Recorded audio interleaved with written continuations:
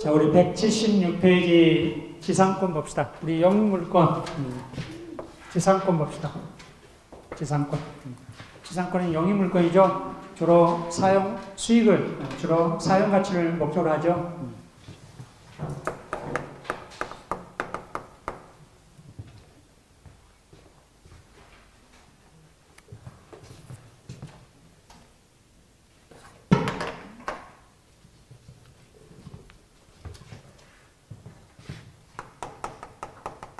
자, 지상권의 한번 봅시다. 자, 지상권은 타인의 토지를, 즉, 이용하기 위해서, 타인의 토지를 이용하는 걸, 어떤 걸, 즉, 건물을 소유하기 위해서, 또는 공작물을 소유하기 위해서, 수목을 소유하기 위해서 타인의 토지를 이용하는 걸 우리가 말한다? 지상권입니다. 지상권. 자, 예를 들어서, 갑은 A라는 토지가 있습니다. 자, A라는 토지가 있는데, 자, 을은 토지가 없어요. 자, 토지가 없기 때문에 어떤 토지에다가 건물을 짓고, 또는 어떤 공작물을 짓고, 또는 어떤 수목을 소유하기 위해서 타인 토지가 필요합니다. 그렇죠? 이러한 건물, 공작물, 수목을 뭐하기 위해서? 소유하기 위해서. 타인의 토지를 갑의 토지를 이용하는 겁니다. 갑의 토지를 이용하는 걸 우리가 뭐라 한다? 지상권입니다. 지상권. 그래서 이처럼 건물을 소유하기 위해서, 공작물을 소유하기 위해서, 수목을 소유하기 위해서 타인의 토지를 이용하는 걸 우리가 뭐라 한다? 지상권입니다. 자, 우리 이용하려면 이제 무슨 계약을 체결해야 돼요? 지상권 설정 계약을 체결해야 되잖아요.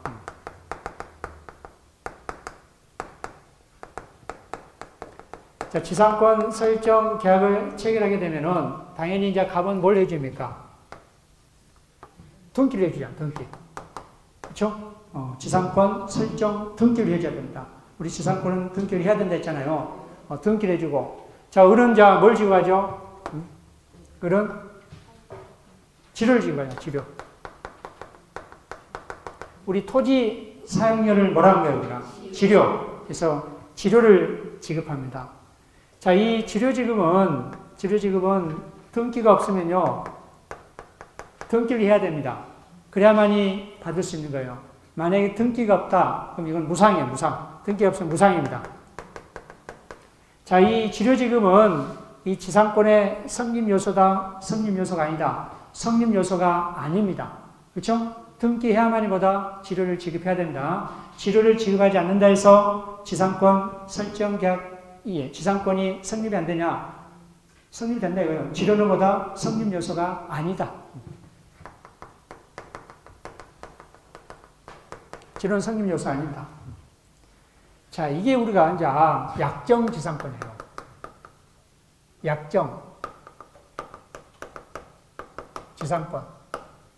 서로 당사자 의사표시에서 이러한 토지를 누가 이용하게 만드는 거예요? 을이 이용하게 만든. 을을 우리가 말하는 자, 지상권자입니다. 지상권자. 그 상대방을 토지 소유자를 누구라 한다? 지상권 설정자. 자, 설정자는 설정, 뭘 해준다는 거예요? 등기를 해준다는 거예요. 설정자.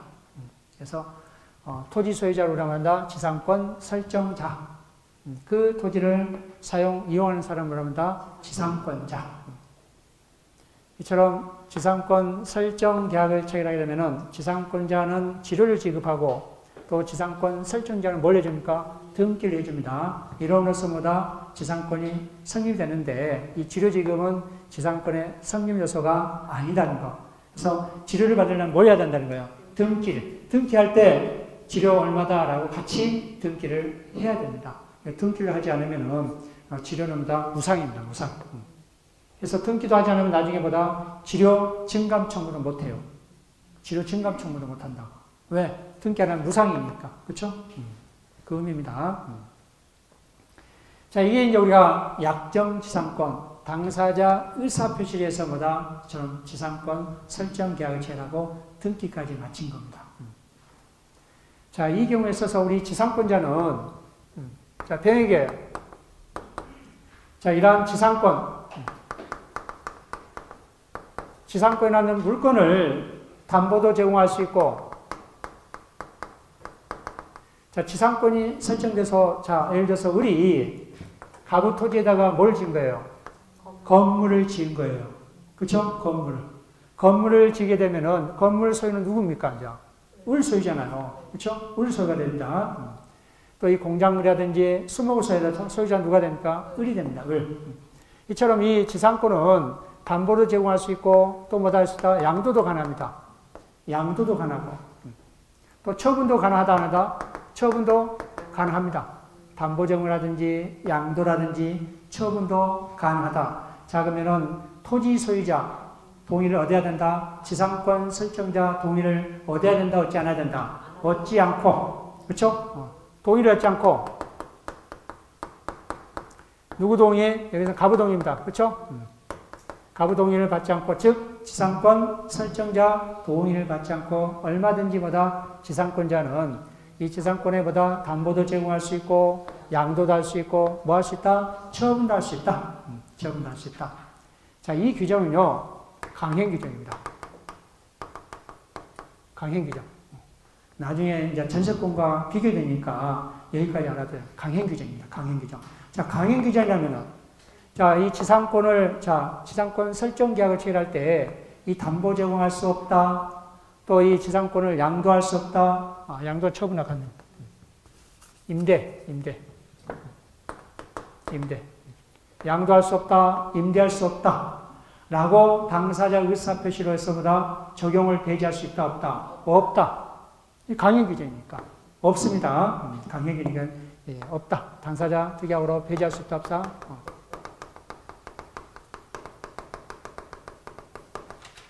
적용 배제하지 못합니다. 못한다. 자, 또 우리 지상권자는 이 지상물을 뭐 할 수 있어요? 지상물을 뭐 할 수 있다? 처분할 수 있습니다. 지상물도 뭐 할 수 있다? 처분할 수 있다. 누구 소유예요? 지상권자 소유잖아요. 그런데 지상물도 뭐 할 수 있다? 지상물도 처분할 수 있다. 지상물도 처분할 수 있다. 자, 그러면 또 하나 보면은 지상권 설정 기간이, 지상권 기간이 있습니다. 지상권 기간.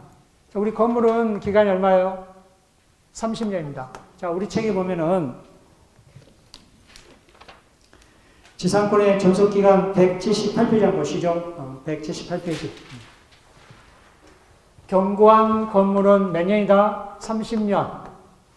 그 위에 건물은 몇 년이다? 15년. 15년. 그의 건물은 15년. 자, 공작물은 5년입니다. 5년. 자, 수목은 몇 년이다? 30년입니다.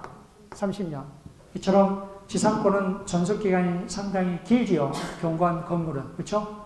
30년입니다. 30년이다.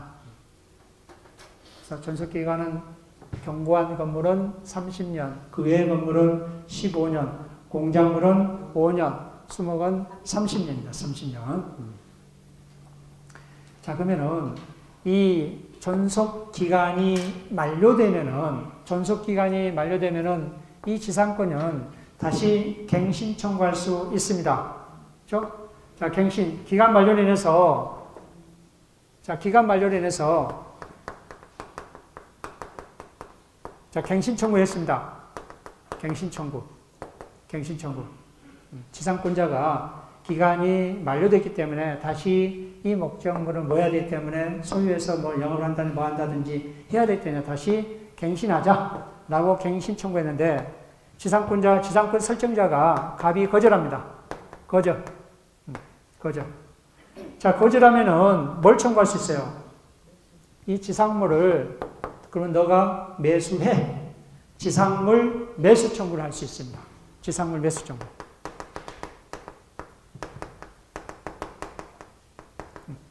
지상물 매수 청구. 자, 그래서 이 지상물 매수 청구는 어떤 요건이 갖춰져야 돼요? 이런 갱신 청구를 하지 않고 바로 지상물 매수 청구할 수 있다, 없다? 없습니다. 갱신 청구 먼저 해야 됩니다. 갱신하고 뭘 하면은? 거절하면 그때서야 뭐 할 수 있다? 지상물 매수 청구할 수 있다. 자, 근데 이제 이 지료를 지급하지 않잖아요. 지료를 지급하지 않으면은 이 지상물 매수 청구할 수 있다, 없다? 없습니다. 채무불이행입니다. 그래서 채무불이행은 지상물 매수 청구할 수 없습니다. 없다. 자, 이 정도까지 약정지상권의 내용을 알아두시면 됩니다. 자, 기간이 만료되면은 갱신 청구할 수 있다. 누가? 지상권자는. 자, 그래서 이 지상권 설정자가 뭘 하면은 갱신을 거절하면은 뭘 할 수 있다? 지상물 매수 청구를 할 수 있다. 지상물 매수 청구할 수 있다. 이게 이제 우리가 약정지상권의 이제 주요 내용인데 나중에 이제 또 상세히 배우도록 합시다. 자, 그러면 우리 갱신 청구권과 매수 청구권은 179페이지 있잖아요. 그렇죠? 179페이지 보시면 됩니다. 자, 그 다음에 보면은 약정지상권이 있으면은 이건 당사자 의사표시에서 지상권이 설정된 거잖아요. 그렇죠? 타인 토지를 이용한 거잖아요. 근데 이 당사자 의사표시와 전혀 상관없이 지상권이 설정된 경우가 있어요. 자, 그러면은 토지 소유자 입장에서는 굉장히 제한되잖아요. 왜? 그 토지를 이용할 수 없었잖아요. 왜? 그 공작물이 있으니까, 이런 것들이 있으니까. 그렇죠? 당연히 지상권이 설정된다면은 이걸 우리가 뭘 한다? 법정 지상권입니다. 그래서 우리 법정 지상권 한번 봅시다.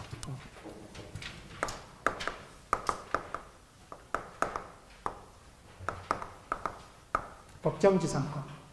자, 우리 법정 지상권은 우리 민법에 한 두 가지가 나오고 전세권 설정자 보호를 위해서 이 법정 지상권이 있고 그 다음에 우리 민법 366조에 한 법정 지상권 가등기, 담보대행 법률, 또 임목 등에 관한 법률에 이 법정 지상권 제도가 있습니다. 그 중에서 하나만 일단 우리 살펴보도록 합시다. 하나만 우리 민법 366조에 의한 저당권 실행에 의한 366조에 의한 법정 지상권만 살펴봅시다.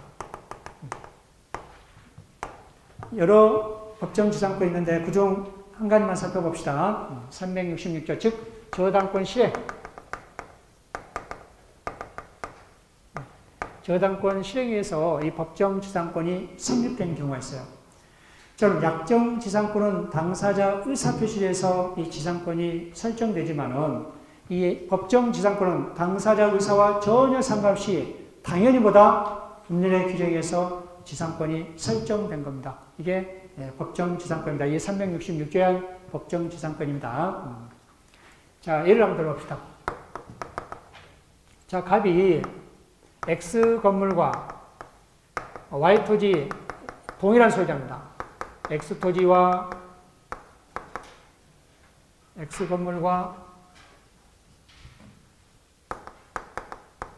Y 토지가 동일한 소유자 됩니다. 자, 이처럼 366조에 한 법정 지상권이 성립되려면은 일단 부동산 소유자가 X 건물과 Y 토지가 동일한 소유자 된다. 누구 소유? 갑소유자 됩니다. 애초부터 동일한 소유자가 아니면은 법정 지상권이 성립된다, 안 된다? 안 된다. 일단 건물과 토지는 뭐야 된다? 동일한 소유자 된다. 자, 이 법정 지상권이 문제가 발생한 거는 우리가 이제 약정 지상권이 있기 때문에 별 문제 없는데 이 법정 지상권이 문제가 된 거는 뭐 때문이냐면은 우리나라는 토지와 건물을 별개 부동산으로 취급한다 했잖아요. 별개 부동산으로 취급하다 보니까 나중에 그게 경매화돼서 소유자가 달라질 수 있잖아요. 소유자가 달라질 수 있기 때문에 이 법정 지상권이 문제가 발생한 거예요. 그래서 우리나라와 일본만 이 문제가 있어요. 토지와 건물을 별개 부동산으로 취급하다 보니까 영미나 이런 건 일체로 옵니다. 토지와 건물. 그러니까 법정 지상권 문제가 안 생기잖아요. 근데 우리나라와 일본은 이처럼 토지와 건물을 별개 부동산으로 취급하다 보니까 이처럼 법정 지상권 문제가 대두된 겁니다. 자, 첫째 요건이 건물과 토지가 동일한 소유자 된다. 동일한 소유자 된다. 자, 두 번째. 자, 갑이 돈이 필요해서, 자, 을에게 저당권을 설정해 줬습니다. 저당권 설정. 자, 우리 민법 366조에 한 법정지상권이기 때문에 이 저당권 실행입니다. 자, 그렇기 때문에 저당권이 설정되어야 한다. 두 번째, 저당권이 설정되어야 된다.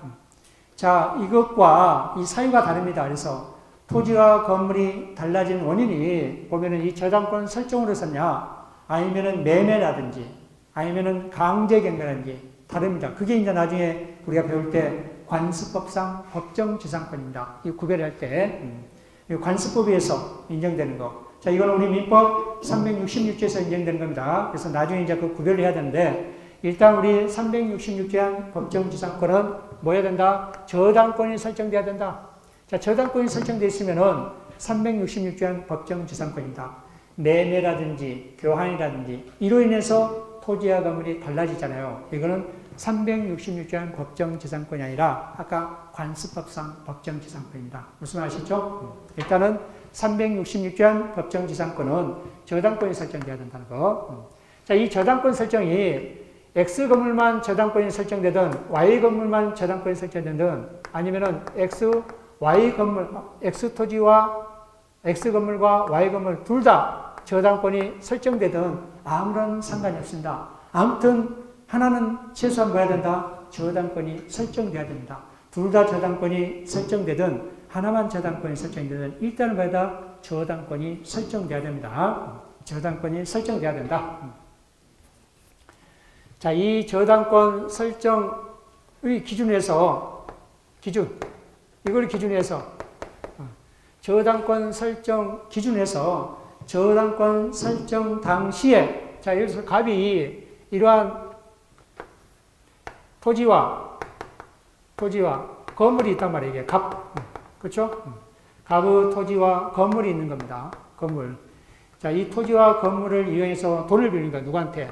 을한테 돈을 빌린 겁니다. 그렇죠? 을한테 돈을 빌고 토지에만 저당권 설정하든 건물에만 저당권 설정하든 저당권이 뭐한다? 설정돼야 됩니다. 그래서 은행이 저당권을 설정할 때 딱 보니까 저당권 설정 이전에 건물이 존재해야 됩니다. 건물 존재. 자, 저당권 설정 당시에 건물이 존재하지 않는다. 저당권이 설정된 다음에 건물을 신축했다. 이후에 건물 신축했다. 이때는 법정지상권이 성립이 안 됩니다. 반드시 이전에 뭐 해야 된다? 건물이 존재해야 됩니다. 존재해야 된다. 이게 이제 세 번째입니다. 자, 366조 법정지상권. 일단은 간단하게 이 요건만 여러분들이 머릿속에 꼭 알아두셔야 됩니다. 토지와 건물이 동일한 소유자야 된다. 그리고 뭐 해야 된다? 저당권이 설정돼야 된다. 세 번째, 이 저당권이 설정되기 이전에 건물이 존재해야 된다? 존재하지 않는다? 존재해야 됩니다. 존재해야 됩니다. 건물이 존재하지 않으면은 법정지상 성립이 안 됩니다. 또 아까 토지와 건물이 동일한 소유자가 아니면은 법정지상권이 성립이 안 됩니다. 또 여기서도 뭐다? 저당권 설정 이전에 건물이 존재하지 않으면은 법정지상권이 성립이 안 됩니다. 여기와 관련된 이제 판례가 많습니다. 나중에 이제 살펴보도록 합시다. 이게 이제 세 번째고. 자, 네 번째 요건이, 자, 을이 갑한테 돈을 빌려줬잖아요. 저당권을 설정하고. 근데 갑이 변제를 하지 못했어요. 자, 변제를 하지 못하면은 을 입장에서는 이 저당권을 실행해서 자기 채권, 자, 매각해서 자기 채권을 확보하잖아요. 그렇죠? 이게 우리 저당권이잖아요. 자, 그래서 이 을이, 자, 네 번째, 저당권을 실행한 겁니다. 저당권 실행. 저당권 실행합니다. 자, 이 저당권 설정 등기를 하게 되면은, 변제하자면은, 우리 부동산의 강제 집행은 두 가지 방법이 있어요. 하나는 임의경매, 하나는 강제경매가 있습니다. 자, 임의경매처럼 등기에서 저당권 등기라든지 담보 가등기라든지 이러한 등기에서 이러한 저당권을 실행한 걸 우리가 뭐란다? 임의경매랍니다. 임의경매. 여러분 보면 나중에 부동산 등기부등본 보면요, 우리 갑구란에 보면은 그 부동산이 경매가 되면은 경매 신청하잖아요. 그러면 이제 개시결정합니다. 경매 개시결정. 갑구란에 보면은 임의경매 개시결정 또는 강제경매 개시결정. 이걸 보면은 임의경매는 여기 저당권으로 실행했구나. 앞에 강제경매 개시결정. 강제경매가 들어가는 것보다 이거는 판결문 등으로보다 이 집행을 했구나. 이거는 강제집행은 판결문으로. 판결문 등으로. 판결문이라든지 지급명령 결정이라든지 이걸로 실행한 걸 우리가 말한다. 강제경매. 등기로 실행한 걸 우리가 말한다. 임의경매입니다. 이건 저당권이 된 등기이기 때문에 임의경매를 실행한 거잖아요. 그렇죠? 저당권을 실행합니다. 임의경매. 임의경매한 거예요. 자, 근데 나중에 저거를 강제경매를 했다. 우리의 366조한 법정지상권이 아니고 나중에 관습법상 법정지상권이에요. 강제경매는. 무슨 말이죠? 나중에 이제 구별합시다. 그래서 제가 임의경매를 눈이 여러분들이 알아두시라는 거 그 얘기입니다. 지금. 우리 366조한 법정지상권보다 임의경매입니다. 임의경매. 이러한 임의경매로 인해서 이 Y토지만 누가 낙찰 받았느냐? 자, 병이 Y토지를 낙찰받은 거예요. 낙찰받은 누가? 병이 낙찰받았습니다. 낙찰. 자, 그러면은 건물과 토지가 달라졌죠. 건물은 누구 소유에 있어요? 갑. 그럼 토지는 누구예요? 병. 이처럼 다섯 번째. 이러한 임의경매, 경매 실행으로 토지와 건물 소유자가 달라졌습니다.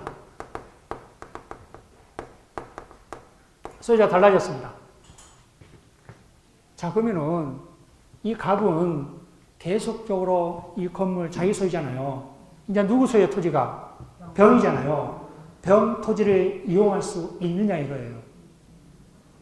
자, 법정지상권이 성립이 된다면은 Y는 그 건물이 철거당하지 않고 몸만 지급하고 지료만 지급하고 계속 사용할 수 있단 말이에요.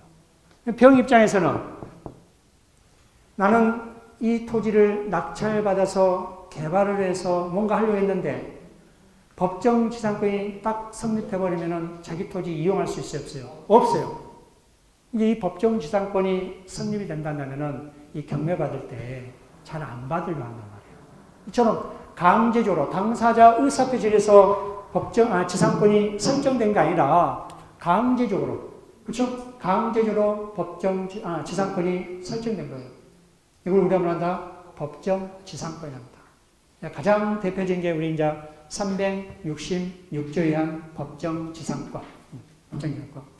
자, 그래서 안에 있는 내용은 여러분 나중에 얼마든지 살을 붙이는데 그 살 붙이기 전에 이 5가지 요건만 머릿속에 그림을 통해서 알아두면 쉽게 이해할 수 있습니다.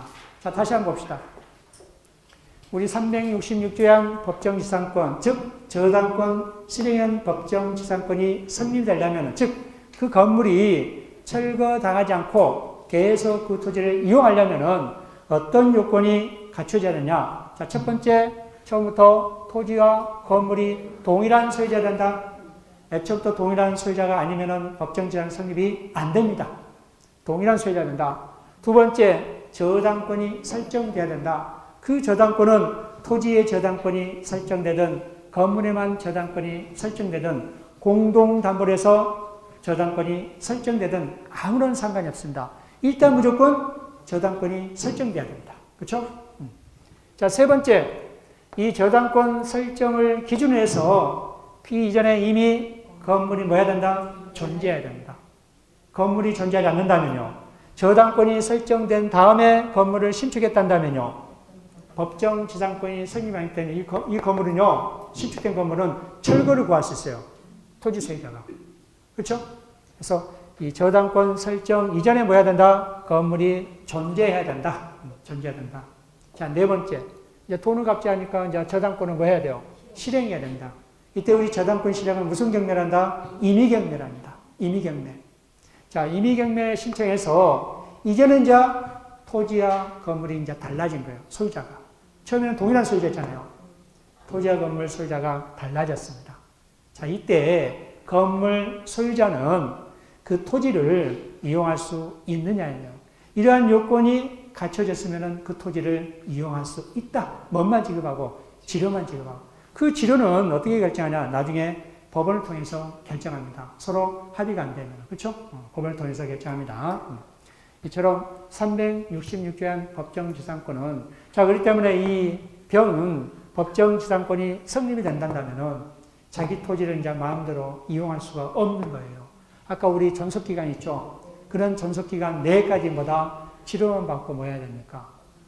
이용케 해야 됩니다. 그래서 이 경매에 있어서 이 법정지상권이 성립된다. 굉장히 민감합니다.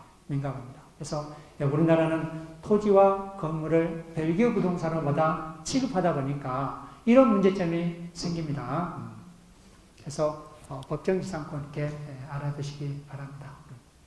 그래서 약정지상권, 법정지상권 이렇게 대별하면 됩니다. 우리 법정지상권은 크게 한 4가지 정도 있다. 우리 민법에 2가지. 지금 이게 366조의 법정지상권과 전세권 설정자 보호를 위한 법정지상권 제도가 있고, 또 우리 법상으로는 특별법, 민법과 특별법에서 4가지.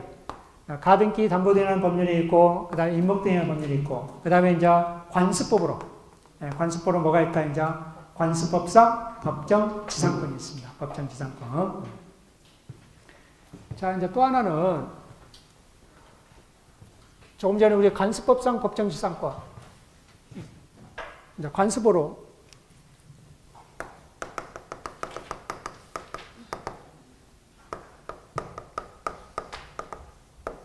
자, 관습법상 지상권으로 취급한 거 있습니다. 자, 그중 하나만 봅시다. 하나만. 우리 분묘기지권 있어요. 대표적인 게 분묘기지권. 자, 우리 177페이지 있는 관습법상 법정지상권 있죠? 여기 보면 분묘기지권과 관습법상 법정지상권이 있습니다. 그 중에서 이 분묘기지권만 살펴보도록 합시다. 분묘기지권만.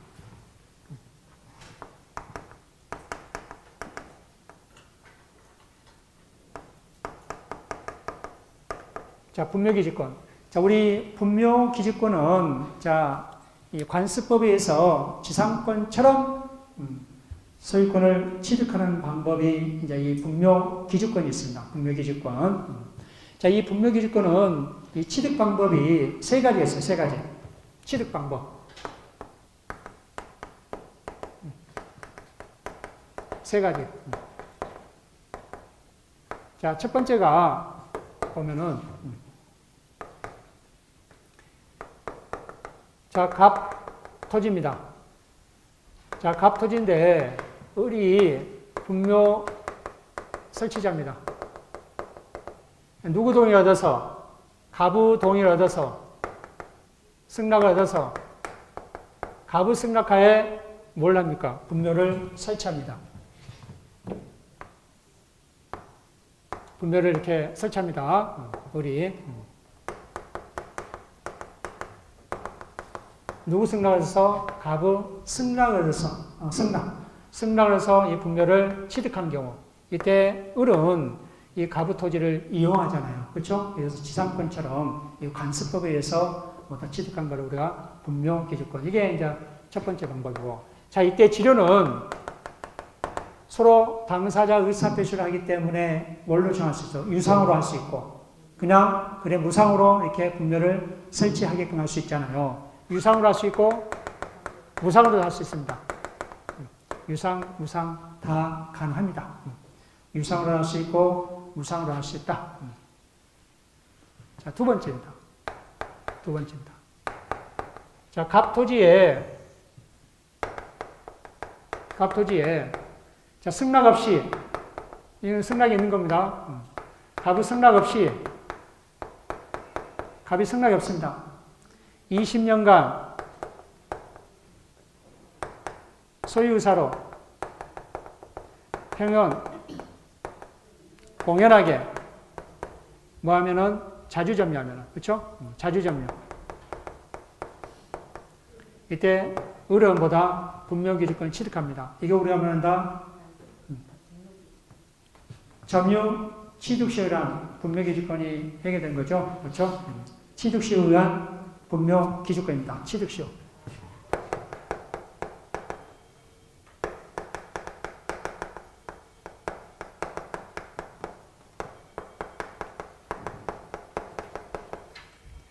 자, 이때는 무상입니다. 치료가 무상이다. 그래서 승각 없이 우리 20년간 평온 공연하게 자주점유로서보다 점유를 하게 되면은 이 분묘기주권을 취득한다는 거. 그래서 주의할 점은요, 분묘기주권만 취득하지 그 분묘기주권 밑에 있는 토지를 소유권 취득한다? 왜요? 타인의 토지를 알면서 점유하기 때문에 토지는 점유시효 돼야 안 돼요. 안 됩니다. 항상 타주점유예요. 분묘 기주권만 소유권을 취득한다는 거지. 그 분묘 기주권, 공재산을 지내는 그 부분의 토지까지 소유권을 취득한다는 것은 아닙니다. 왜? 분묘 기주권은 항상 그 토지는 타주점유자입니다. 그렇죠? 분묘 기주권의 그 점유자는 타주점유예요. 분묘 기주권만 소유권을 취득한다는 거지. 그 분묘 기주권을 이루는 토지는 취득시효 한다는 건 아닙니다. 왜? 우리 자주점유야, 취득시효는. 타주점유잖아요. 그렇죠? 그거 주의하셔야 됩니다. 그래서 분묘 기주권만 시효 취득하는 거지. 그 분묘 기주권을 이루는 그 토지를 취득시효 한다는 건 아닙니다. 이런 꼭 주의하시기 바랍니다. 그래서 이처럼 20년간 평온공연하게 소유자로서 뭐 하겠냐면 점유하게 되면은 분묘기주권만 시효치다. 분묘기주권만. 자, 이제 또 하나의 방법은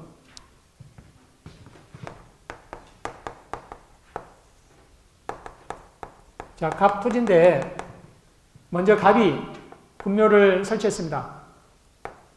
이때는 분묘가 갑일 겁니다. 갑. 이 토지를 누구한테 매매한 거예요? 을한테 매매를 한 거예요. 이때 매매할 때 이 분묘에 대한 어떤 이장을 하라, 뭘 하라, 특이하게 없는 거예요. 분묘에 관해서 특이하게 전혀 없는 거예요. 자, 이때 그러면 갑은 분묘기주권을 취득합니다. 자, 그러면 이때 이 매수인 입장에서는 어떻게 해요, 나중에? 이러한 분묘가 있는 토지를 매매하거나 임야를 매매하게 되면은 반드시 특약상에다 뭘 해야 돼요? 이 분묘는 어떻게 처리한다, 이장한다, 라고 한다든가, 보통 보면은 금융기관에서 대출해 줄 때, 임야라든지 그 토지를 대출할 때 분묘가 있으면은 한 기당 300만씩 공제하잖아요. 보통 비용 처리하는데 300만씩 정도 약간 소요돼요. 비용 처리. 그래서 300만원 공제하는 거예요. 그러니까 이런 거를 매매할 때도 매매 대금을 다 지급할 필요 없이, 그렇죠? 지급하지 않고 그 분묘를 이장하면은 나머지 대금을 주겠다라고 특약상에 정한다든가, 그렇게 처리해야 된다. 그렇게 처리하지 않으면은 분묘기지권이 성립됩니다. 자, 이때는 이제 지료는 항상 유상입니다. 그렇죠? 지료는 유상입니다. 이 지료 뭐 받는 거 떠나서 이 토지를 또 이용할 수 없는 경우가 있을 수 있잖아요. 이거를 이장시키려면.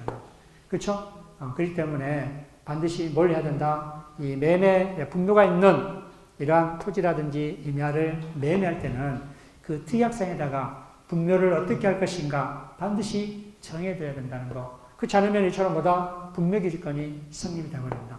그럼 나중에 그 땅이 명당짜리다. 떠나고 싶어 합니까? 안 합니다. 그러면은 그 이상보다 명당자리를 찾아서 해야 되고 뭐 해야 되고 하면은 비용이 어마어마 들어가잖아요. 그렇죠? 이런 경우에는 분묘기지권이 성립되지 않도록 유의해야 된다는 거.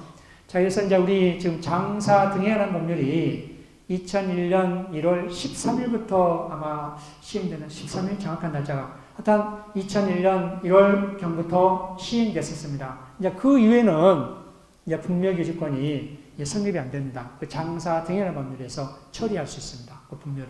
그래서 그 이전에 이제 분묘가 설치됐다면은 이 취득시효 아까 그렇죠? 취득시효가 적용될 수 있습니다. 그래서 작년에 이 분묘 취득시효와 관련해서 이 대법원에서 심리했잖아요. 그렇죠? 변론 공개해서 심리까지인데 여전히 이제 우리 판례는 유지를 했습니다. 판례는 유지했습니다. 타인의 토지에다가 이 분묘를 설치한 것은 허용이 안 된다.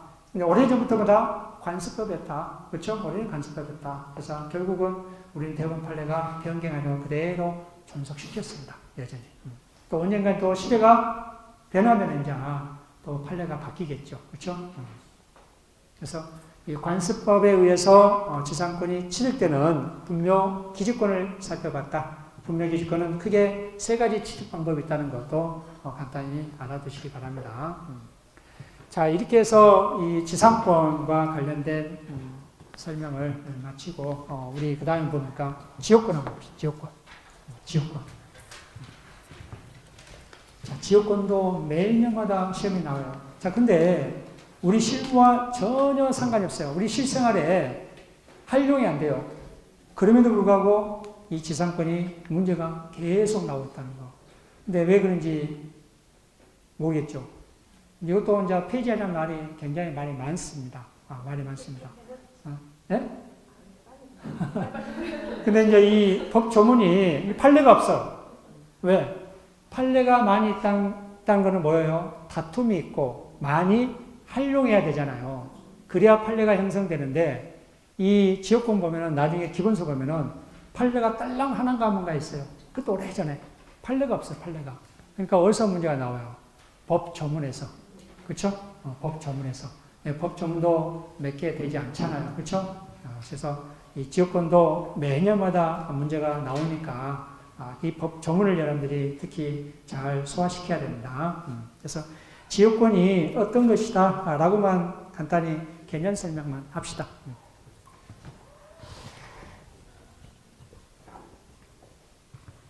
자, 지역권은 내 토지 편익을 위해서 타인의 토지를 이용한 거예요. 내 토지 편익을 위해서 타인의 토지를 이용하는 걸 말한다. 지역권입니다. 지역권. 자, 지역권도 등기를 합니다. 등기. 아직까지 이 지역권 등기를 못했습니다. 여역지도 등기하고 승역지도 등기합니다. 그래서 나 그 등기는 아직까지 보지를 못했습니다. 그래서 지역권도 뭐 한다? 등기를 합니다. 등기. 자, 예를 한번 들어봅시다. 자, 이 도로입니다. 도로. 자, 도로에 인접하는 A 토지가 있습니다. A 토지. 자, 그 뒤에 B 토지가 있습니다. B 토지. 자, 이 도로이기 때문에 이거는 뭐 진입할 수 없는 부분입니다. 이렇게 도로로 반드시 누구 토지를 해야 하냐면 뭐 이쪽이든 자, A 토지를 지나야만이 이 공로로 통할 수밖에 없습니다. 이것도 다 없습니다. 통한 데 없습니다. 이것도 없습니다. 없다 합시다. 오로지 누구 토지를 이용해야 됩니까? A 토지를 이용해야만이 통행해야만이 할 수 있는 이 토지란 말이에요. B는. 자, 이때 그러면은 A와 B는 서로 뭘로? 계약에 의해서 지역권 설정 계약을 합니다. 이처럼 지역권은 일단 당사자 의사표시를 해서 일단 지역권이 원칙적으로 성립이 됩니다. 당사자 의사표시를 해서. 그래서 내가 지료를 얼마 줄 테니까 내가 이걸 통로로 사용하자라고 지역권 설정 계약하고 뭘 해야 된다? 등기를 해야 된다. 등기. 그래야만 이 지역권이 성립이 됩니다. 자, 이때 이 자기 토지, 이 B 토지를 뭐라 한다? 여역지랍니다. 여역지. 자, A 토지를 뭐라 한다? 승역지입니다. 승역지. 그래서 영어 정리부터 잘 하셔야 되겠죠. 내 토지 편익을 위해서 타인의 토지를 이용하잖아요. A 토지를 이용합니다. 그래서 이 B 토지를 우리가 말한다. 내 토지를 여역지란다. 그리고 A 토지를 말한다. 승역지란다. 이처럼 계약에 의해서 등기를 통해서 지역권이 성립됩니다. 자, 근데 우리 이제 소유권에 있어서요. 상린관계에서 주의통행권이 있어요. 이러한 통행권이 있고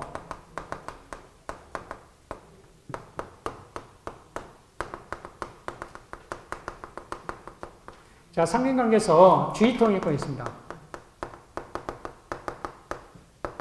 주의통행권. 자, 주의통행권은요. B가 A 토지를 이용해야만이 이 공로로 통하잖아요. 서로 당사자 계약도 하지 않고 일방적으로 가장 손해가 적은 것을 선택해서 지를 지급하고 가장 일방적으로 뭐 할 수 있어요? 지휘통행권을 주장할 수 있습니다. 지금 여러분 보면은 이 지휘통행권은 실산에 상당히 많이 있습니다. 느닷없이 내 토지를 이용해야 된다 라고 소장이 날라온 경우가 상당히 많다고요. 이게 이제 우리 지휘통행권입니다. 이 지휘통행권은 당사자 의사표시로 합니까 안 합니까? 안 합니다. 근데 우리 지역권은요, 당사자 의사표시를 합니다.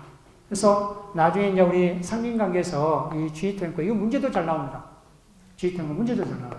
그렇죠? 판례도 많이 형성됐어요. 왜? 판례가 많이 형성됐다는 것은 그만큼 다툼이 많이 있다는 거잖아요. 그렇죠? 일방적으로 뭐 할 수 있다?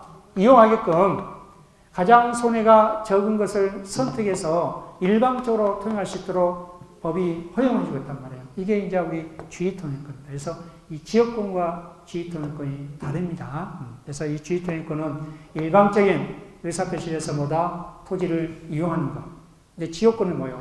당사자 의사표시에서 계약을 통해서, 그렇죠? 등기를 통해서 형성된 우리가 지역권이 난다. 그 점에서 나중에 이제 구별해야 된다.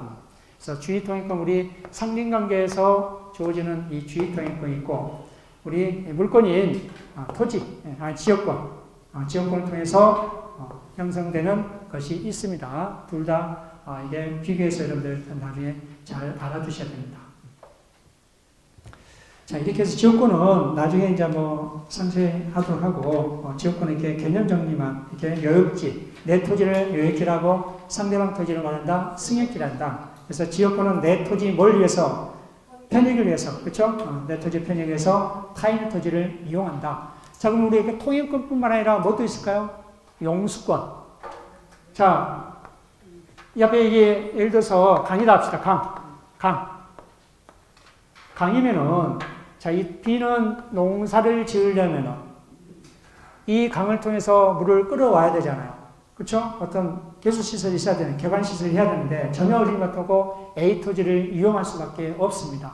그런 경우 우리 용수권, 가장 대표적인 게 이제 용수권과 통행권이 있습니다. 근데 문제 나오는 거는 우리 통행권만 나오지 용수권은 문제가 안 나옵니다. 그렇죠? 또 이 통행권은 우리 상린관계에서 주의통행권과 구별해야 됩니다. 다만 결론에 있어서는 같아요. 그렇죠? 타인의 토지를 뭐 한다는 거예요? 이용한다는 거. 근데 방법이 다르다는 거죠. 그렇죠? 방법이 다르다는 거. 자, 이렇게 해서 마치고 다음 시간에는 우리 이제 용익권, 예, 또 전세권인 용익권과 그 다음에 담보물권 이주권과 저당권을 살펴보도록 합시다. 자, 오늘 수고하셨습니다. 감사합니다.